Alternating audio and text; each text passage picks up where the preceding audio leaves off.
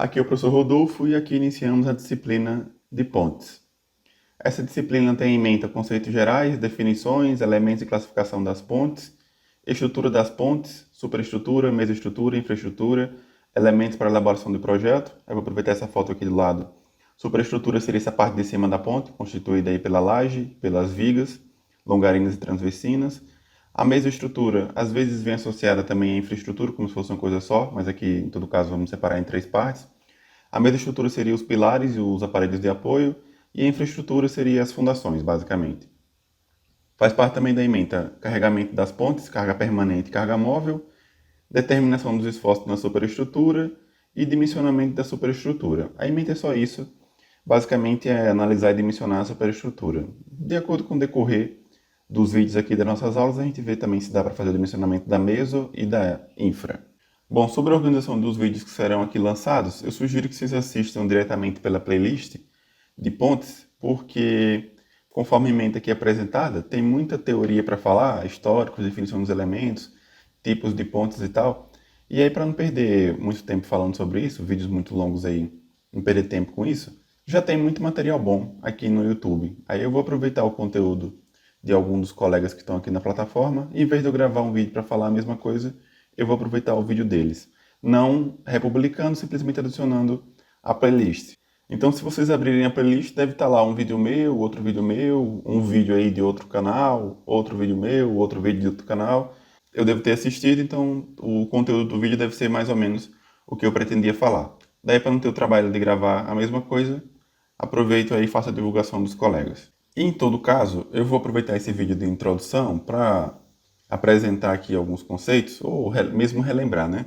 O primeiro deles, que eu acho bem interessante, é que as pontes, assim como outras estruturas de grande porte, elas são denominadas de obras de arte especiais. Então, eu apresento aqui como exemplo uma foto da ponte Juscelino Kubitschek, que fica em Brasília, e de fato parece uma obra de arte, realmente. Então, nos projetos de pontes, a gente precisa relembrar alguns conceitos que a gente já viu em algumas disciplinas anteriores, dentre eles diagramas fossos internos, cargas móveis, trem-tipo, linhas de influência e envoltórias.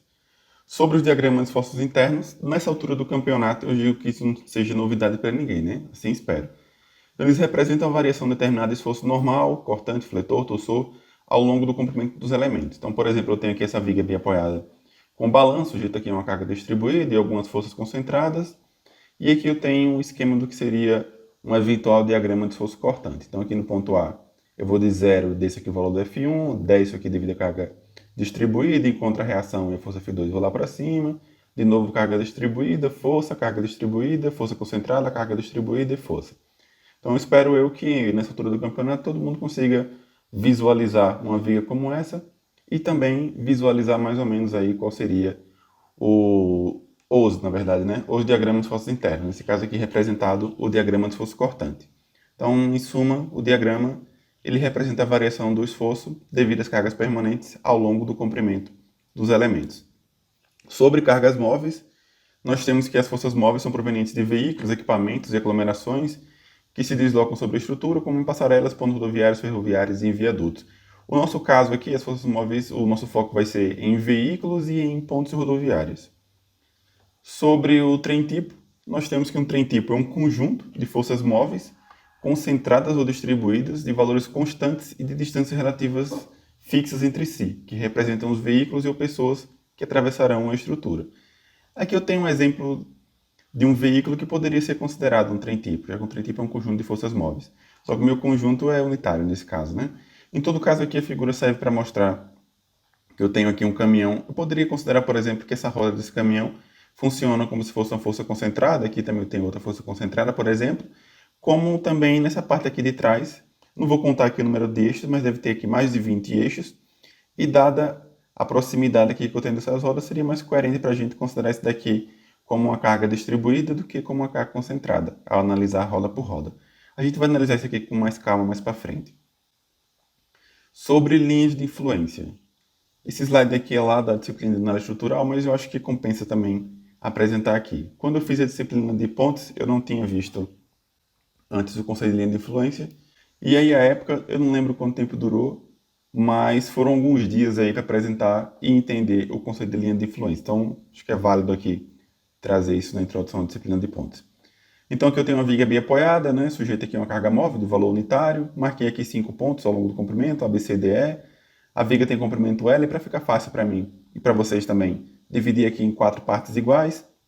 Vamos considerar que eu tenho uma determinada cota Z que inicia aqui no ponto A e vai lá até o ponto E, de modo que eu posso ter o Z igual a 0, Z igual a L sobre 4, L sobre 2, 3 quartos de L e Z igual a L.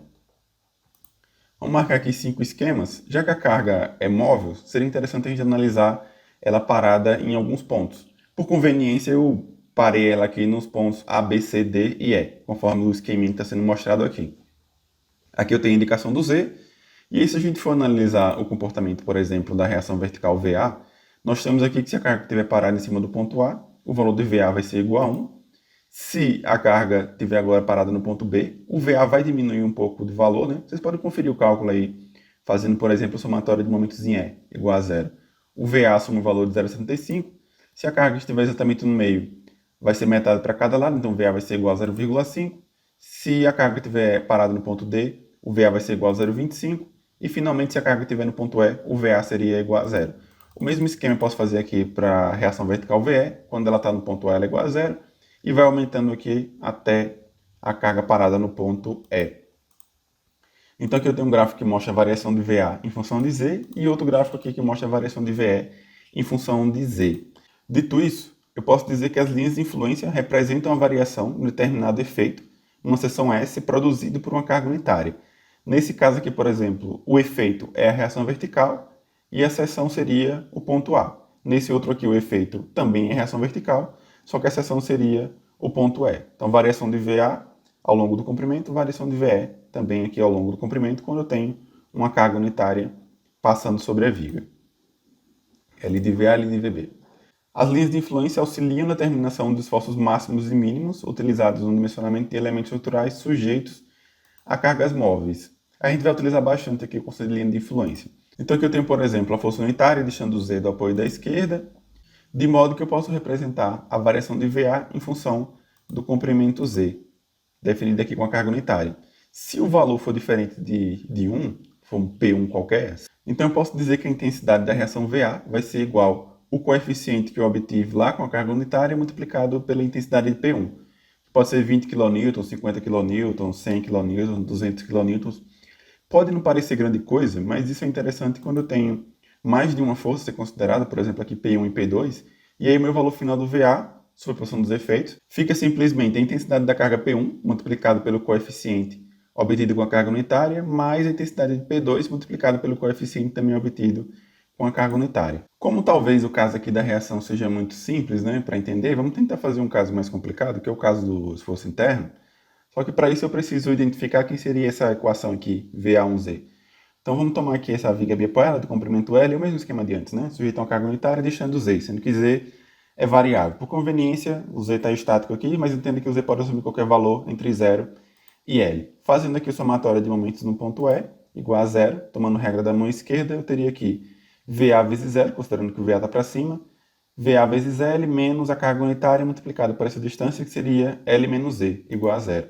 Com isso eu tenho VA vezes L igual a L menos Z, e o VA seria 1 menos Z sobre L. Então, essa equaçãozinha aqui, VA1Z, poderia escrevê-la como 1 menos Z sobre L.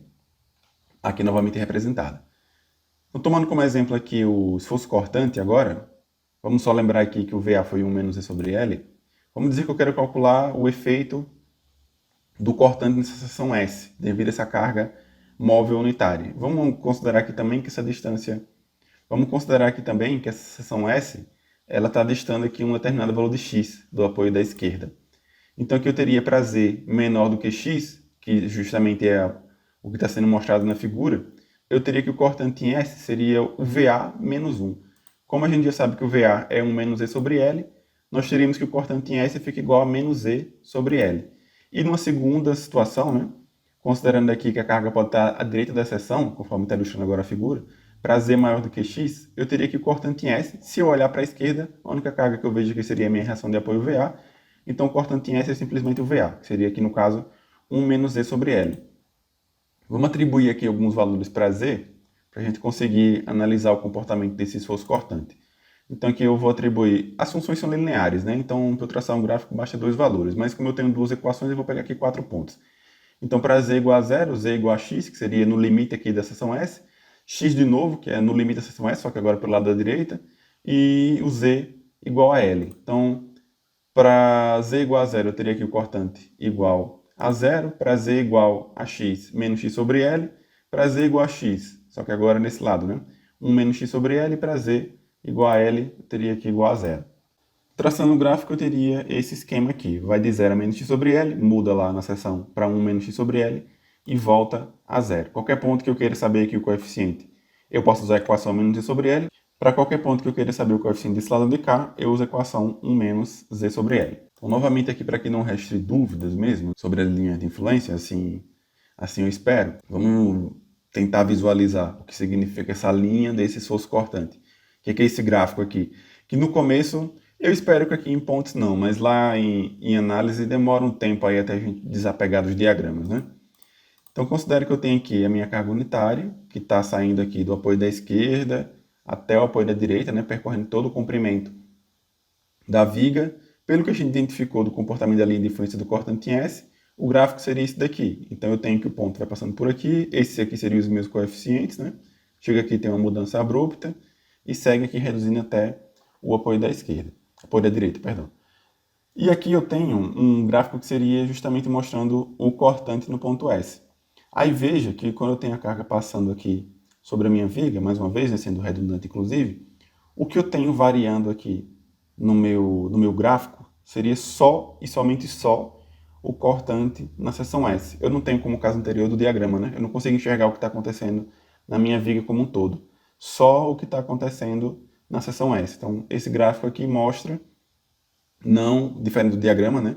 Não o esforço cortante ao longo da viga, mas como varia o esforço cortante na seção S quando eu tenho a carga passando aqui ao longo do comprimento da viga. Deu para entender aí? E para finalizar, vamos relembrar o conceito de envoltória. Então, nesse slide aqui, eu apresentei a linha de influência na seção S. Vamos considerar agora que, ao invés de um ponto só, eu consegui não, né? Eu fiz aí a linha de influência desses vários pontos que estão indicados aqui.